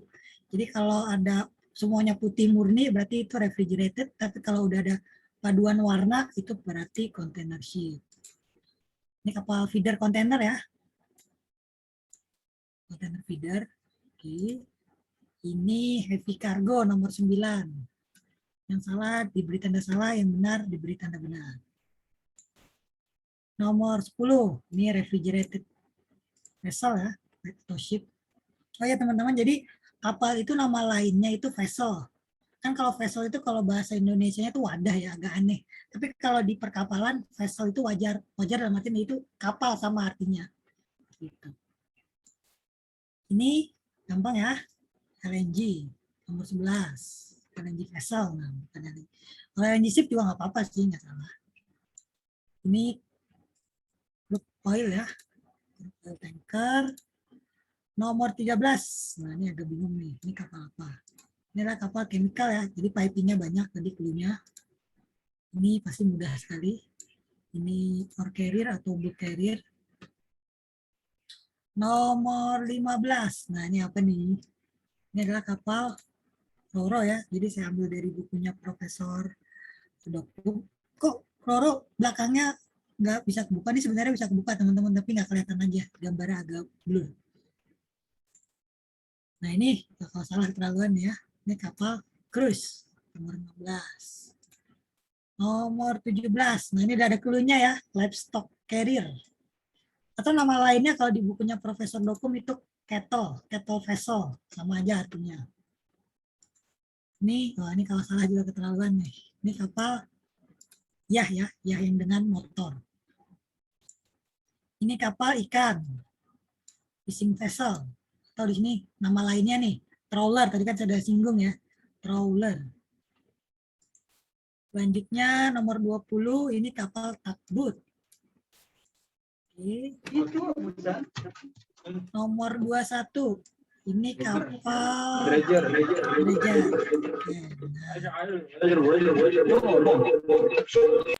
Nomor 22 ini jelas ada S-nya, berarti ini kapal icebreaker ya. Di Indonesia nggak pakai karena kita nggak ada S. Oke, untuk bagian critical thinking ini saya beri kesempatan mahasiswa untuk menjawab. Kira-kira ada yang mau menjawab dapat tambahan nilai? Untuk yang nomor 1. Saya belum dapat nilai dari kemarin. Siapa yang belum dapat nilai itu?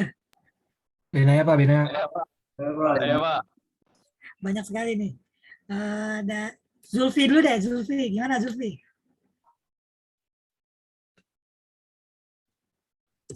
Yang nomor 1, Pak. Iya, nomor 1 benar. Untuk jelas saya kapal cruise, Pak. Karena kapal kan cruise? Karena kan seperti yang dijelaskan Bapak tadi ya. Ya. Indonesia kan terbentang dari Aceh sampai Merauke. Nah, di situ kan alam-alam Indonesia itu kan bagus, Pak. Terus yang paling utama sebenarnya di lakukan itu adalah di sektor wisata. Karena kan kita ketahui kebanyakan turis luar itu datang ke Indonesia di bagian pantai-pantai dan lautannya lah. Jadi di situ dapat meningkatkan pemasukan negara di bidang wisata. Gitu, Pak. Oke, bagus.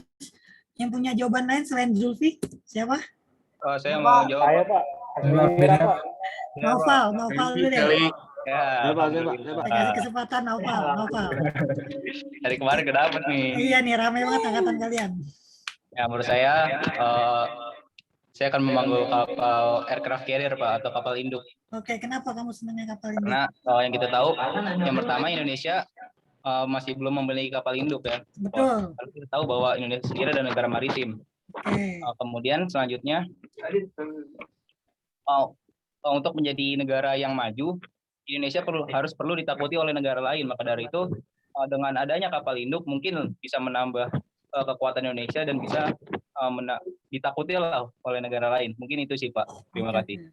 Ya, berarti Naufal nih calon pakar kapal induk kayaknya nih. Desainer kapal induk kayaknya nih ya. Amin. Oke, selanjutnya. Saya Pak.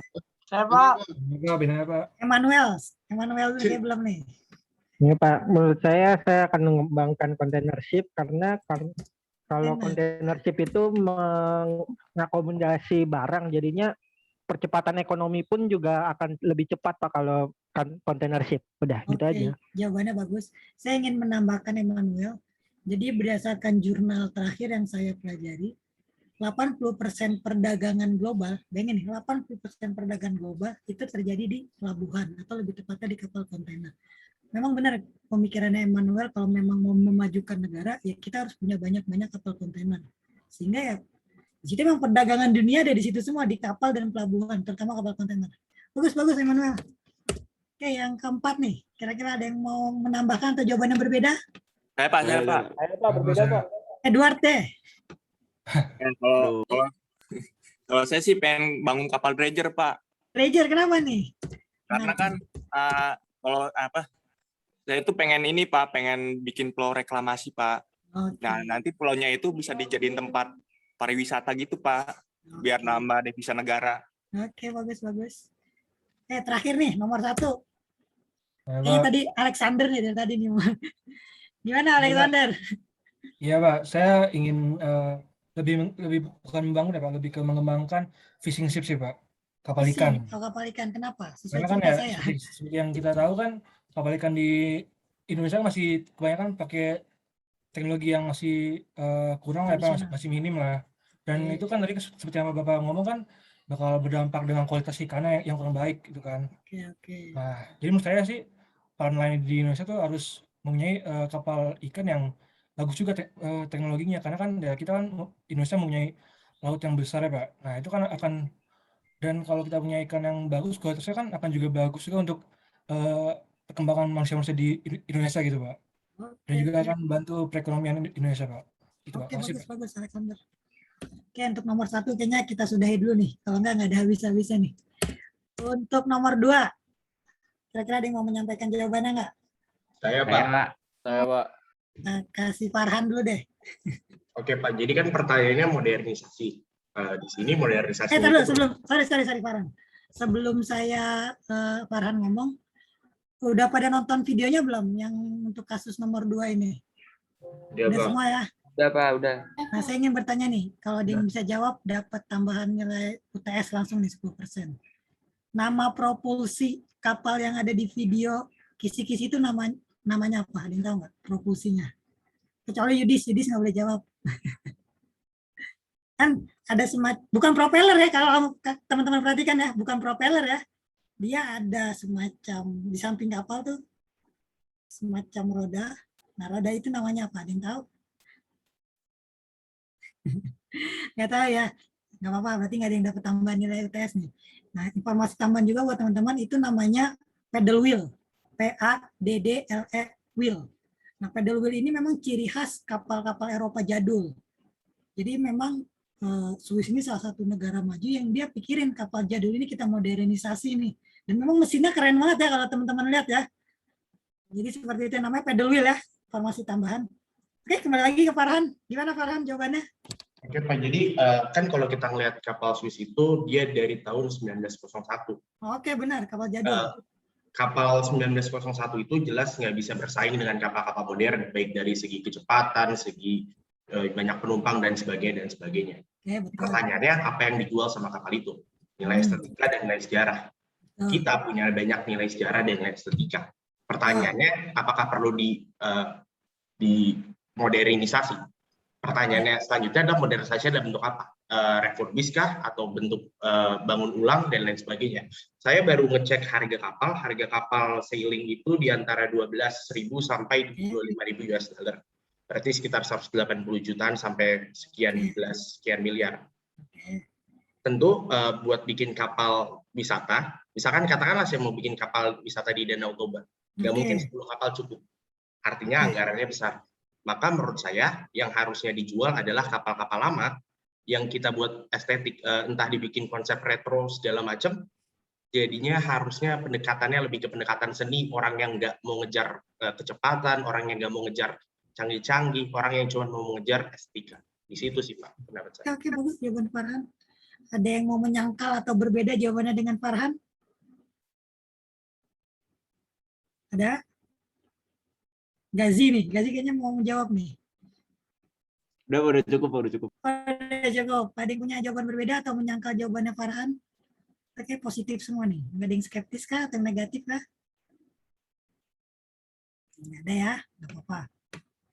Jadi memang kalau dari sudut pandang negara Swiss tuh, ya menurut saya idenya tuh bagus kita memodernisasi kapal-kapal. Karena gini, kalau teman-teman pernah naik kapal-kapal tradisional itu safety-nya parah banget, bahaya banget. Jadi kalau waktu itu kasus Danau Toba aja nggak jauh-jauh, yang kapalnya di Danau Toba kapalnya hilang, bayangin di dalam air hilang tenggelam. Artinya memang kapal-kapal tradisional kita itu memang kurang dirawat lah, atau bahkan memang karena bukan non-class, jadi aturannya sembarangan. Apabila kayak model Swiss yang seperti video kisi-kisi itu menurut saya worth it banget kalau ada salah satu dari kalian yang nanti terjun mengembangkan kapal tersebut untuk pariwisata. Bagus. Oke, nomor terakhir nih, kayaknya udah 2 jam nih, udah pada capek nih. Nomor 3, ada yang mau menyampaikan jawabannya? Saya Pak. Oke, Titus, gimana Titus? Iya, kalau menurut saya sih kan pertama-tama itu saya sangat sadar bahwa korupsi di Indonesia itu kan sangat tinggi ya Pak.